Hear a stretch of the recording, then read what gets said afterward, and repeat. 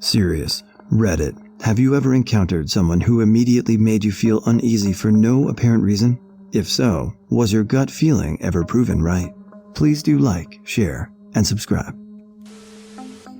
I can't go into many details, but once encountered a guy who brought a kid to an appointment. I guess he was a family friend doing a favor. He immediately made me uncomfortable.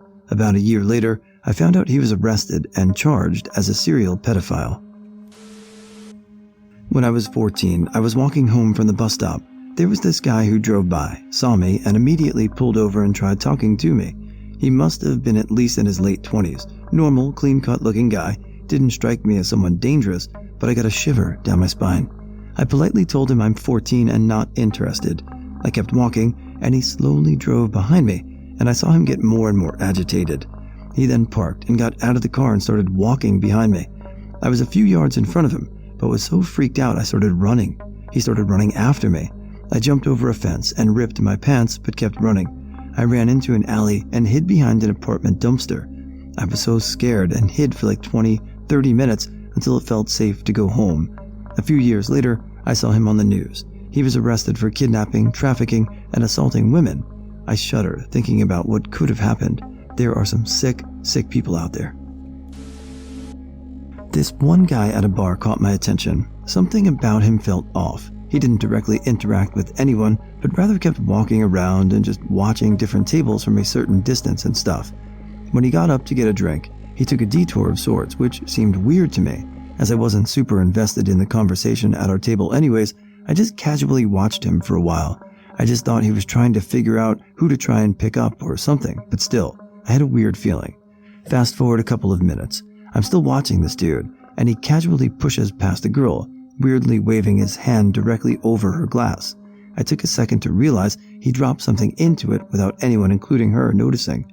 I immediately got up, sprinted over, and took her glass from her, and indeed, there was a remnant of a tiny little pill slowly disintegrating at the bottom of the glass, barely visible, especially in the low light. But I managed to show the girl, and then proceeded to openly accuse the dude, as I didn't know what else to do. He obviously noticed the girl, and I picked up on what happened and probably would have left anyways. He was pretty defensive about it, and I didn't really have any way of holding him here, but at least I thought I'd be able to better describe the guy to the police if I talked to him. Other people would notice and maybe even recognize the guy as well, so, Anyway, the guy very quickly left, and shortly after, the cops arrived. My friend had actually taken a few photos of each other and me, and the dude was very visible in the background of one of them, so that helped a lot in arresting him. The girl and her friends ended up thanking me like a million times and bought me a few drinks, so that was nice. A couple of years ago, on a drive, I stopped at a gas station just off the highway. It was around 11 or 12 in the morning, if I recall correctly. I went inside the store to pay for gas, and there was a guy in front of me in line who made me feel viscerally uncomfortable. I'm not good at estimating people's ages, but he might have been mid to late 20s or early 30s. He was dressed somewhat well, in entirely dark clothing, and moved kind of stiffly, staring at the floor and not really looking at the cashier. I started mentally preparing myself for what to do if he tried to rob the store, pulled a gun on me, etc. But he didn't do any of that. He bought some kind of tobacco and paid the cashier to use the car wash. I walked back out into the 15-degree Fahrenheit night and used the gas pump. And then I sit in my car and watch as this man uses the DIY car wash in the lot behind the store.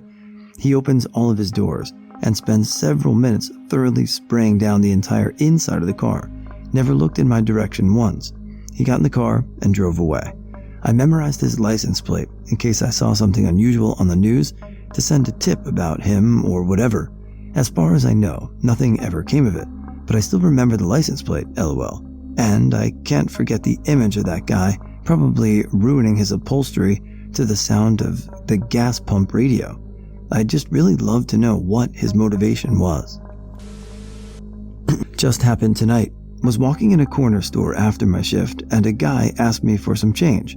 I usually have a lot of empathy for people, and I almost always try to give them a few bucks or buy them a coffee. However, this guy was particularly on edge and talked to me while being really close and pushy. I felt uncomfortable and almost unsafe at that moment. I said I'd bring him some change when I get out of the store, The clerk told me they didn't do change, and I quote, "especially not for this guy." So I get out and tell the dude that I'm sorry, but the store doesn't do change, and that I was wishing him good luck and wished I could have helped. He then jumped up. He was sitting at this point and started yelling at me. "Say it! You didn't even fucking ask, you lying piece of shit!" And he started coming towards me. I got on my bike and left before he escalated the situation further. But man, I really got scared, thinking guy would have attacked me if I wasn't a taller guy. My dad was a social man and ran his own business out of our house when I was growing up, which put him in contact with a lot of people, clients, colleagues, and whatnot. So there were people always coming and going from the house. There were a few who just gave me the willies, just being in their presence, but the one that stands out was a former client my dad had gotten chummy with and who tried to wriggle his way into our circle of friends. There was something about him that just rubbed me the wrong way, and he started getting rather friendly with me, asking me all sorts of questions and paying much too much attention to a 17-year-old girl like myself.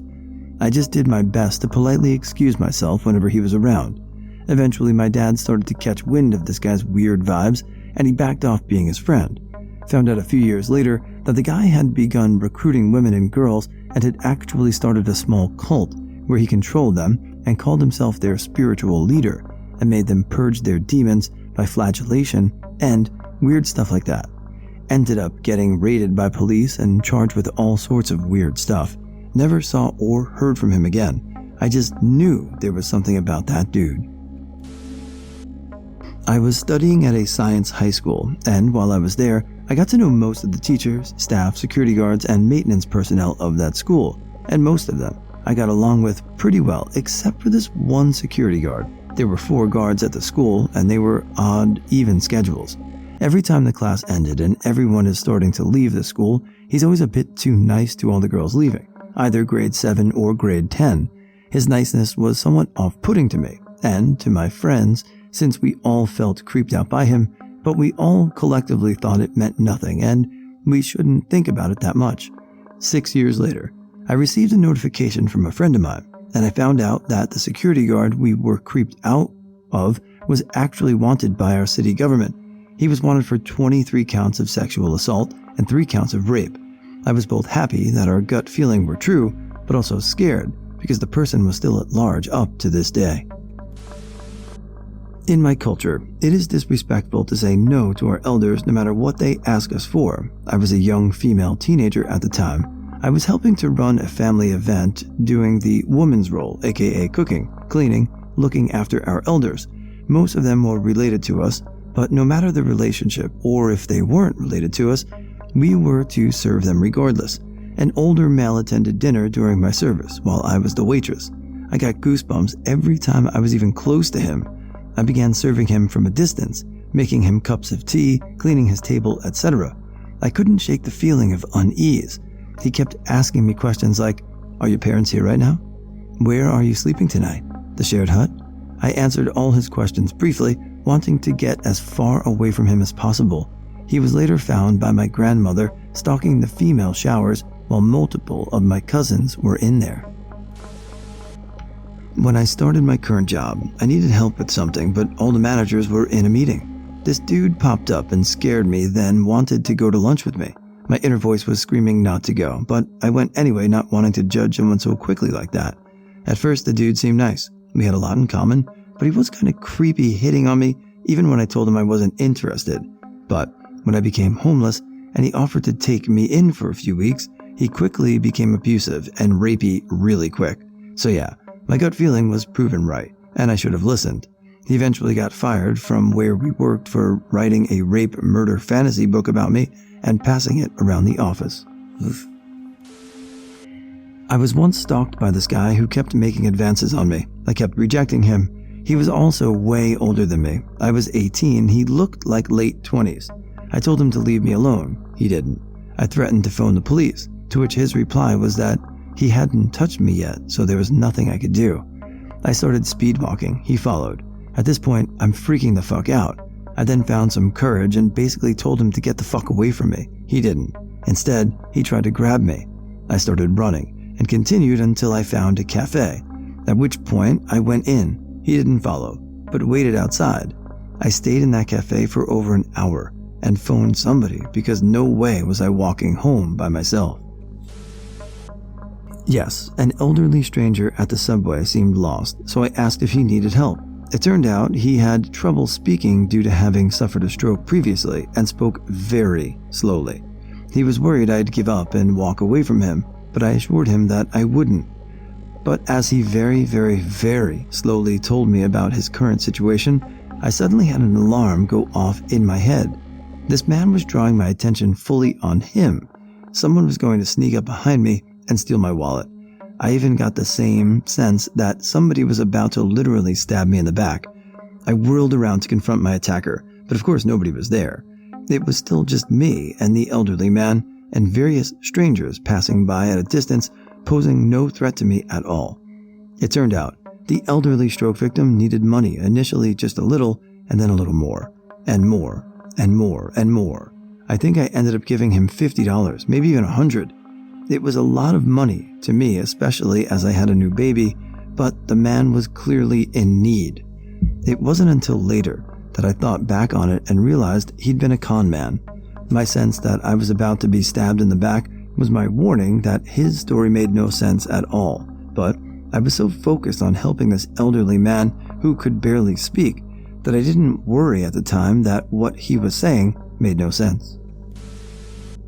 I sat through an entire 10th grade year class next to someone who went on to become a serial rapist and then brutally murdered his father and his girlfriend. He was always nice to me, but he definitely gave off unstable vibes in high school. He used to hit on me too, but something always told me to reject his advances. Plus, we were different races, and I think the stigma of that kept him from pushing me really hard about any romantic feelings. This was the early 2000s, and interracial dating was still not that prevalent where I went to school. Still, I was one of the only kind people to him, and we eventually grew to be something like friends. He was good looking, tall, smart, but he creeped out a lot of people, so he was socially outcasted. Because we sat next to each other in one class all year, he had a couple of other high-level classes together. We became friendly. He once joked about me being on his good list. Thank God he never acted on hurting the people on his bad one, because he was definitely capable of becoming a school shooter now that I look back on it. He was in our school military program and had access to guns. He's serving life without parole in our home state. The last creepy thing about him is that he used to write notes to me and sign them with his moniker. The same thing he ended up signing his serial rapist letters with later in life. I was going through an old box from high school recently, and I found the notes he wrote me. Very creepy, very sad. I went on a date with someone I met on an online dating website several years ago. He started giving me bad vibes right away. Then there were progressively more and more red flags throughout the night. I have always had a habit of not getting into a car with a guy on a first date just for safety reasons, but he is the only guy where I thought getting into a car might actually be dangerous. I also realized over dinner that I absolutely could not let him pay for my food under any circumstances. He struck me as the type of person who, if I let him pay for my food, he would then assume I owed him. Luckily, the check came, and before he paid it, he decided to go to the bathroom. So I was quickly able to stuff the money in there to cover my food and portion of the tip. When he came back inside, put money in the check, he just looked pissed, which kind of confirmed for me that my instincts were right. He still insisted I give him a hug at the end of the date, then tried to kiss me unsuccessfully. He asked me out again the next day, which I politely declined. It was a few days after that the harassment started. He started calling me up in the middle of the night from a restricted number, multiple times while masturbating. The phone company couldn't block it without a court order because it was restricted. They could only do it if they had the actual number. I was kind of at the end of my rope because it was multiple times a night, multiple nights in a row, and one night I just snapped, and instead of being scared, just got really pissed off and told him he was a loser. That wouldn't have worked on all these guys, but luckily for me, it worked. I've thankfully never gone out with another person who I am so sure would rape me if given the chance. I still don't know who he was or even how much about him was true, since I stumbled across him on a different dating site a few months later with a different info. I wonder about him sometimes. If it ever came out That he was a serial rapist? I wouldn't be surprised. When I was 9, I met a guy in the streets in his truck. He tried to make talk, but since I've been born here but don't know the language he speaks in, I just nodded and kept walking. He kept following me, and soon I understood what he was asking. He asked if I lived here, and I said yes, I live over there. I pointed at my apartment building. I thought he would leave, and for a second I thought he did. But when I got to my building, he soon parked near it. He started following me, and then he tried to talk to me in the stairs. Since I don't understand what he was saying, I kept making the shrug movement, indicating that I don't know what he's talking about. Then he takes out his wallet and shows 10 KD. I live in Kuwait, and 10 KD is approximately $33, which I was confused by. Then he started showing the action of taking off my pants, to which I realized he was a creep. So then I ran upstairs and he started screaming, "Ye walad," which basically means, "Hey boy." Later in the news, I found out that the guy was a kidnapper and assaulted young boys and is also an attempted rapist. I had a part-time job in college working for a janitorial service cleaning offices after hours. The guy who I usually worked with quit, and they transferred this guy to work with me. Immediately, I felt this uneasiness. He had this look in his eyes. He would also stare at me when I was working. The weirdest thing he did was when power went out to the building we were working in. There was a small emergency light, but that's all. He starts making this moaning sound, constantly moaning. I yelled at him if he was okay. He didn't answer. He had been in an office down the hall cleaning. Just as the lights returned about half a minute later, I went to check on him. He's just standing there looking at me. I asked if he was okay. He said something to the effect of, "Why shouldn't he not be okay?" I had already given my notice and worked with this guy a few more times. I often wonder what ever happened to him. Back when I was working as a receptionist at an optometrist/ophthalmology office, there was this older man I was checking in for his appointment. He was chatty and kinda creepy as he filled out his forms, telling me random tidbits about his life. But that was kinda the norm for elderly folks.